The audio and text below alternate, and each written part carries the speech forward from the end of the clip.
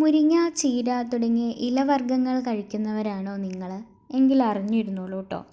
ചീരയിൽ iron ധാരാളം അടങ്ങിയിട്ടുള്ളത് കൊണ്ട് തന്നെ വിളർച്ച കുറയ്ക്കാൻ സഹായിക്കുന്നുണ്ട്. ചീരയിൽ അടങ്ങിയിരിക്കുന്ന ഫ്ലവനോയിഡ്സ്, ആൻറ്റി ഓക്സിഡൻസ് എന്നിവ ക്യാൻസർ രോഗത്തെ പ്രതിരോധിക്കും. എല്ലുകൾക്ക് ബലം കൂട്ടാൻ ചീര കഴിക്കുന്നത് വളരെയധികം നല്ലതാണ്.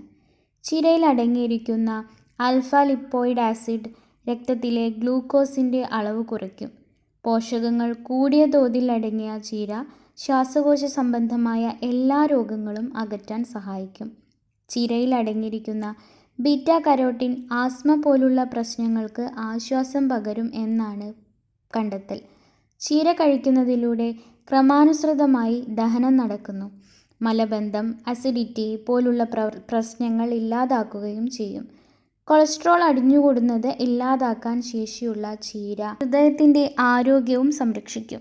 ഇതിലടങ്ങിയിരിക്കുന്ന ബീറ്റ കരോട്ടിൻ, വൈറ്റമിൻ സി എന്നിവ നമ്മുടെ കോശങ്ങളെ സംരക്ഷിക്കുന്നു. അപ്പോൾ നമ്മുടെ ഭക്ഷണത്തിൽ ഇത്തരം ഇലക്കറികൾ ഉൾപ്പെടുത്താൻ പരമാവധി ശ്രമിക്കുക. ആഴ്ചയിൽ 1-2 തവണ ഒക്കെ എന്തായാലും കഴിക്കാൻ ശ്രമിക്കുക കേട്ടോ.